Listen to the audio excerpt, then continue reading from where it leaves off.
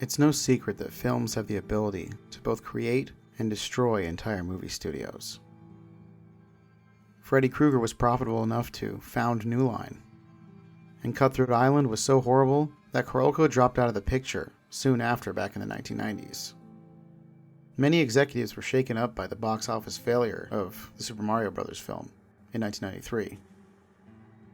They survived it, but Hollywood appeared to be susceptible once again when it came to translating video games to the big screen. Regardless, many of us lived through the frenzy that was the Mario movie of the 1990s. Consider what a cinematic adaptation of TikTok would look like. It was kind of like that. Seriously, it was bananas. It wasn't made for children either. The direction was erratic, and the writing didn't help people reminisce about the video game whatsoever. The Super Mario Bros. Film was rapidly considered a heinous example of creative freedom gone awry. My infatuation was excessive, to say the least, and I did everything I could to find anything that was linked to the film. My journey began in the 1990s. I used to spend hours researching information about the film's creation. The cast rarely mentioned it, but when they did, I made a point of writing down everything they said. Things changed, though, when I received a mysterious email one day. It didn't seem dangerous at first. The sender's address and subject line seemed to have a somewhat sarcastic tone to them. The sender was Peaches Deserves Death at AOL.com, with the words, "This ain't no game," in the subject line. Upon opening it, I read the words, "Stop your search, or you will find the lava. You're not Mario. You have just one life." I thought it was some kind of sick joke, but how could they know what I had been looking up on my computer? I was just researching a film. I deleted the email and tried to forget about the experience.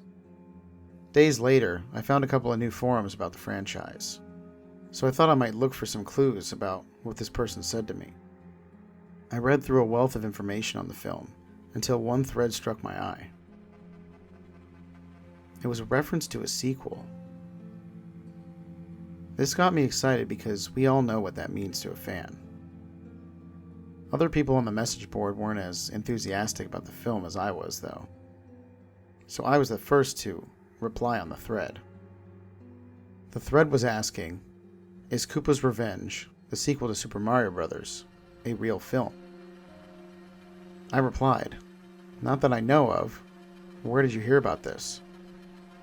A few minutes later, a reply followed. "Give me your email address and I'll send you everything." It couldn't possibly be true, I thought. All projects related to the film had been discarded because no one, not even the audiences, wanted to see more of it. It just couldn't have happened.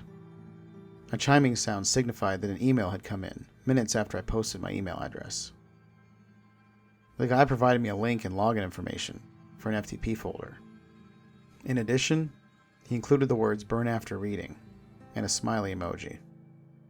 I got the message and removed the files on the FTP folder, after downloading a backup of everything I discovered. When I returned to the forum to thank him, the thread had vanished.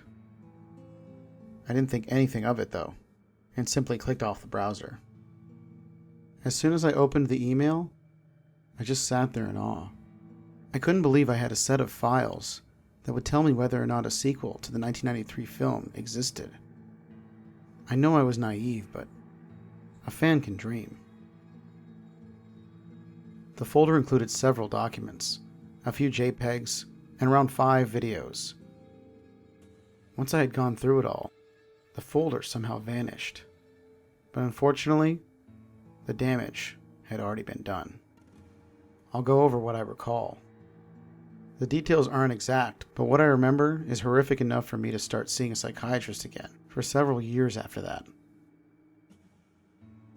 The documents within consisted of a combination of production notes, screenplay excerpts, and meeting summaries. According to what I read, it's very clear why the sequel wasn't released, if it was ever made at all.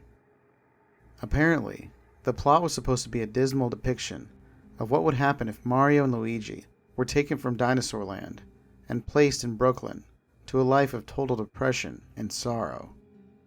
The script had a couple of scenes of them conversing in a moldy living room with TV static in the background. The conversations made no sense and concluded with one of them laughing maniacally and the other crying. The other scenes described Mario roaming around at night as narration would describe what was going on in his head. His hands were constantly shaking and his head nodding, indicating a disturbed state of mind. One of the sequences then described Luigi standing on a window frame, screaming for Mario to come home. He eventually plummeted to the ground, but bounced back when he hit the ground. Strangely, as he restored his stance, his physical structure became jumbled. As he moved, his bones cracked and blood spilled out. The rest was mostly just scene descriptions, followed by the line, "Let's fall down together, brother."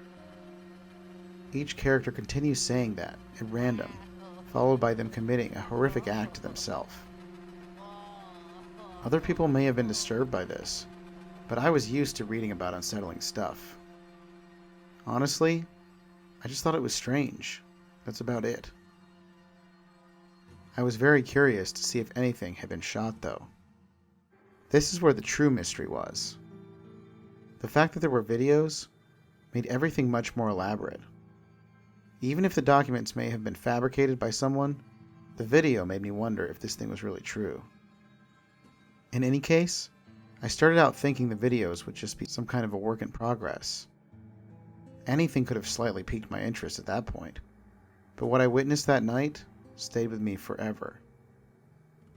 I still can't watch anything linked to Mario or play the games at all. And it's been years. I genuinely believe there is an evil element to the Mario universe, and it's all due to the awful videos I witnessed that day. Here are the ones I watched in order. Video 1.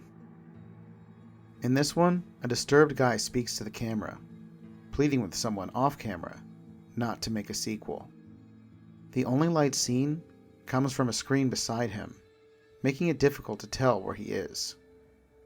His eyes are tearing up, and you can see he has no nails anytime his hands appear in the shot. He is continuously grabbing and pulling on his ears, just completely out of his mind. You then hear a loud smash as the camera cuts to black. Video 2 shows two men in Mario and Luigi costumes, sitting on two chairs, staring at a static-filled TV screen. All they do is occasionally look up at the camera. The timecode in the lower left corner of the screen fast forwards a few times, and then progresses for days.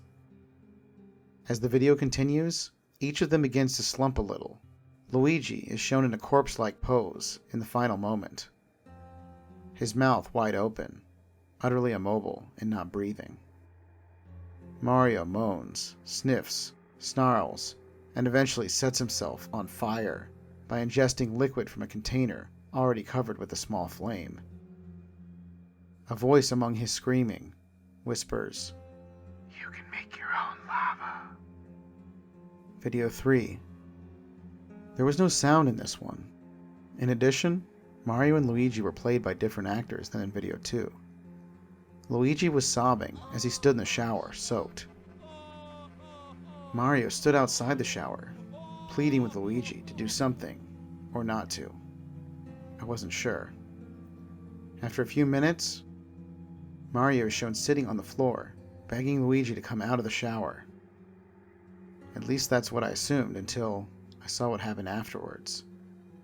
Luigi sets a match to himself and burns to death. It appears that his body was not covered in water. It was some type of accelerant.